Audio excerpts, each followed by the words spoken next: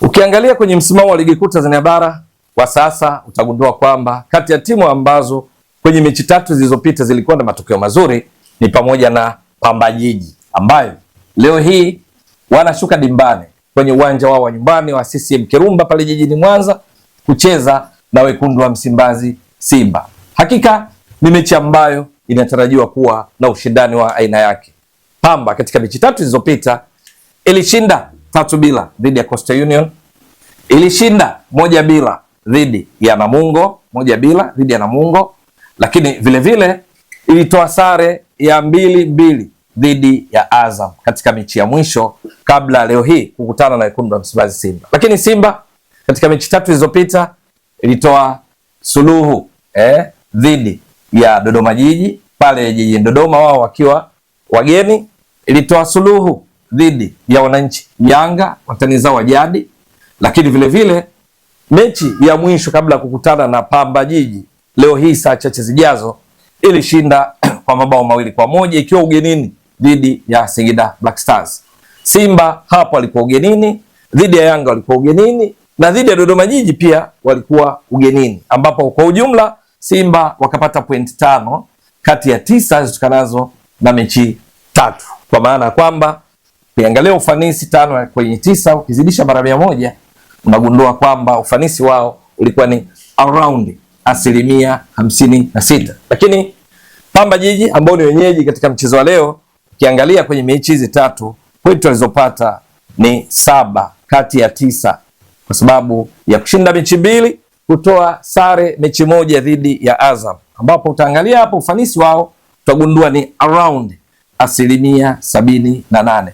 Ndio zinakutana leo hii. Kwa hiyo Pamba Jiji wanakwenda katika mchezo huu dhidi ya wekundu wa Msimbazi Simba kisaikolojia wakiwa na nguvu zaidi kutokana na michezo mitatu iliyopita. Wana performance nzuri zaidi kwa viwango vyao, na hivi sasa wangali na pointi 24. Ikitokea wameshinda leo hii dhidi ya wekundu wa Msimbazi Simba watatimiza pointi 27, idadi ambayo itawafanya wawe na pointi sawa na Simba ambayo hivi sasa ingali na pointi 27 pia. Kwa hiyo unaweza kaona mahitaji ya mchezo huu. Kocha Francis Baraza, raia wa Kenya, anakutana na raia wa Afrika Kusini, kocha wekundu wa Msimbazi Simba Steve Barker. Lakini Steve Barker anakwenda kwenye mchezo huu akiwa ametoka kutangazwa kuwa kocha bora wa mwezi wa pili kutokana na kiwango bora cha kikosi chake katika siku za karibuni, ingawa kwenye mechi hizi 2 kati ya 3 zilizopita walishikiliwa kwa suluhu dhidi ya Yanga inafahamika, ambao ni mabingwa watetezi. Ni mechi ya dabi ya Kariakoo ambayo hata hivyo Simba alionyesha kiwango kizuri sana, lakini ushindi wa 2-1 dhidi ya Singida Black Stars, mechi iliyokuwa na ushindani wa hali ya juu kwenye uwanja wa Airtel pale mkoani Singida, yaweza ikawa pia chachu kwao kutaka kufanya vizuri zaidi katika mchezo wa leo hii. Simba ikishinda itatimiza point 30. Matokeo yake itapunguza tofauti ya points baina yao na waliokuwa juu yake. Kwa mfano, wakiwa na point 30, Simba watakwenda kuwa nafasi ya pili nyuma ya watani zao wa jadi Yanga ambao ndio wanaongoza ligi hivi sasa wakiwa na point 37. Lakini Simba mechi ya leo hii itakuwa ni ya 14, wakati Yanga wanaongoza ligi wameshacheza mechi 15. Simba watakuwa wamewapita Azam ambao wanashika nafasi ya pili, wako nyuma ya Yanga. Watakuwa wanawapita JKT Tanzania walio juu yao ambao JKT wana pointi 28, Azam wana pointi 28. JKT Tanzania wana pointi 28, lakini kinachowafanya Azam wawe katika nafasi ya pili ni tofauti nzuri ya mabao ya kufunga na kuruhusu, wakiwa wamefunga mabao 21, wameruhusu mabao 4, wakati JKT Tanzania wamefunga mabao 18, wameruhusu mabao 15, na ndio maana wako katika nafasi ya tatu, ingawa idadi yao ya pointi ni sawa na Azam. Kwa sababu hiyo Simba wanahitaji sana ushindi katika mchezo wa leo, kwa kuwa watatimiza pointi 30 na kuwa nyuma ya watani zao wa jadi Yanga. Hivyo tofauti ya pointi kubaki pointi 7, huku Simba wakiwa na mchezo mmoja mkononi. Yote haya yanafanya iwe mechi ya kuvutia haswa, na ukikumbuka timu hizi zinapokutana huwa hakuna mechi nyepesi, na hasa wanapocheza katika uwanja wa CCM Kirumba pale jijini Mwanza, kwa sababu inakumbukwa vizuri msimu uliopita mechi ilikuwa na ushindani wa aina yake. Ndio, na hilo lilitokana na hisia zilizojengwa kwamba Pamba, baadhi ya wadau wake wamekuwa na uhusiano ya Yanga.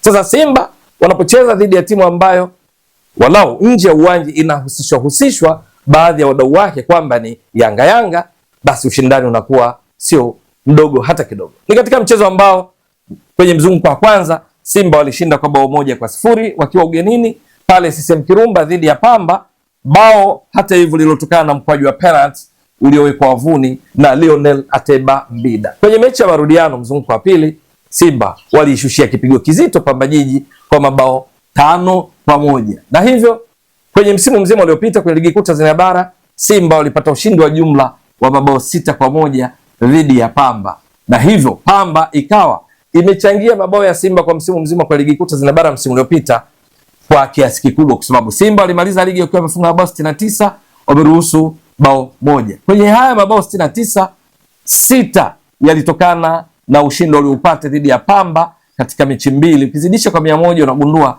Pamba mchango wake wa mabao kwa Simba msimu uliopita ulikuwa ni around 9%. Yaani 9% ya mabao yote walifunga Simba msimu uliopita ilitokana na ushindi waliopata kutoka kwa Pamba. Huku mabao 13 walioruhusu katika msimu huu waliruhusu mabao 13 ambayo mmoja wapo lilitokana na ile walilofunga Pamba.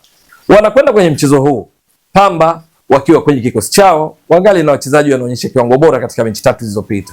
Golikipa Yona Amos, walinzi wake hapa tunazungumzia akina Ibrahim Abraham beki wa pembeni, lakini vile vile wana Hassan Kibailo, katikati wana akina Abdul Majid Bangalo, lakini miongoni mwa viungo akina Shafan Siwa, wanao viungo ushambuliaji kama Zabona Bayombia, washambuliaji kina Tigis Momanyi, lakini wapo akina Peter Lwasa, wapo vile vile kina Yonta Kamara, ni miongoni mwa wale ambao wakiwa kwenye kiwango cha ubora, pamoja na kina James Mwashinga.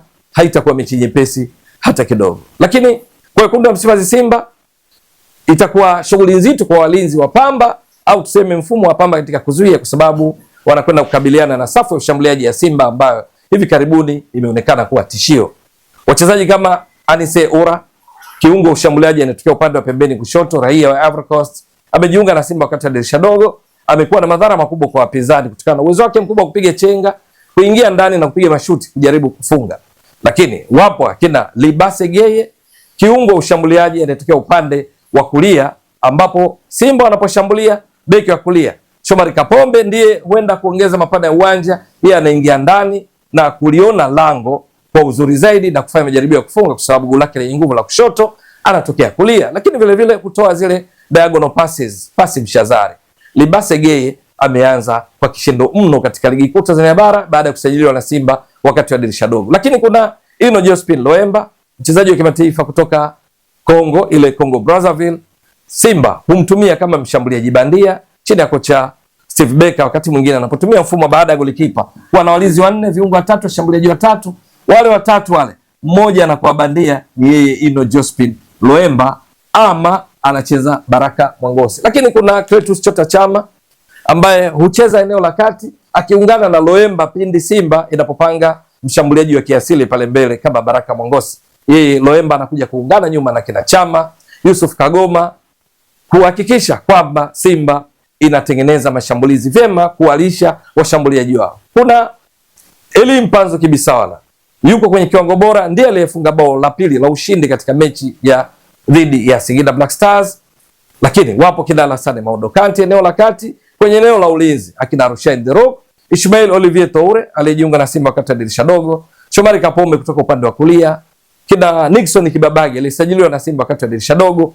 Wamekuwa tishio kubwa kwa wapinzani wakati wanaposhambulia, kwa sababu mabeki wa pembeni Kapombe, Nixon Kibabage, ama unazungumzia Ducho, David Kameta wanapopanda, au Anthony Mligo kubadilika na kuwa playmakers kutoka kuwa mafullbacks, na hivyo kuifanya Simba iwe na nguvu zaidi wakati inakwenda kushambulia. Simba inakwenda katika mchezo huu ikiwa ndio timu ya tatu kwa kuta baada ya Yanga iliyoruhusu mabao mawili tu, Azam mabao 4, wao wameruhusu mabao 5. Simba inakwenda kwenye mchezo huu ikiwa ndio timu ya tatu kwa kufunga mabao mengi baada ya Yanga watani zao waliofunga mabao 31. Kuna Azam waliofunga mabao 21, Simba wamefunga mabao 20 wakiwa wamecheza mechi 13. Pamba Jiji wakati ikicheza na Azam ilionyesha kiwango kizuri na ilikuwa inaongoza kwa mabao 2-0 kabla ya Azam kuja kusawazisha katika kipindi cha pili na matokeo kuisha kwa 2-2. Walicheza vizuri na pengine wangekuwa makini wangeweza kuondoka na pointi 3. Ikumbukwe Azam wakati wakikutana Simba kwenye msimu huu, mechi yao mzunguko wa kwanza, Simba walipoteza kwa mabao 2-0. Azam ile ya Kota Flora Ibenge iliifunga Simba 2-0. Lakini Azam hiyo ilipokutana na Pamba, shughuli ilikuwa nzito, walilazimika kufanya kazi ya ziada kusawazisha katika kipindi cha pili na mechi kuisha 2-2. Sasa Simba wanakwenda kukutana na Pamba iliyotoka kutoa sare ya 2-2 na wababe wao Azam. Je, itakuwa vipi? Hakika ni mechi inayotarajiwa kuwa ya kuvutia sana, na hivyo sio ya kukosa, na bila shaka hautajuta kwa sababu ni mechi ya kukata na shoka. Itakuwa vipi? Ni swala la kusubiri. Ewe mtazamaji wa Mbwaduke Stats Sport Next Level, endelea kuunga mkono channel hii kwa kuhakikisha una subscribe, una share, una like na kucomment. Mwasilishaji wako ni mimi Ramadhani Mbwaduke almaarufu kama Mzee wa Data. Shukran jazilan. Bye bye.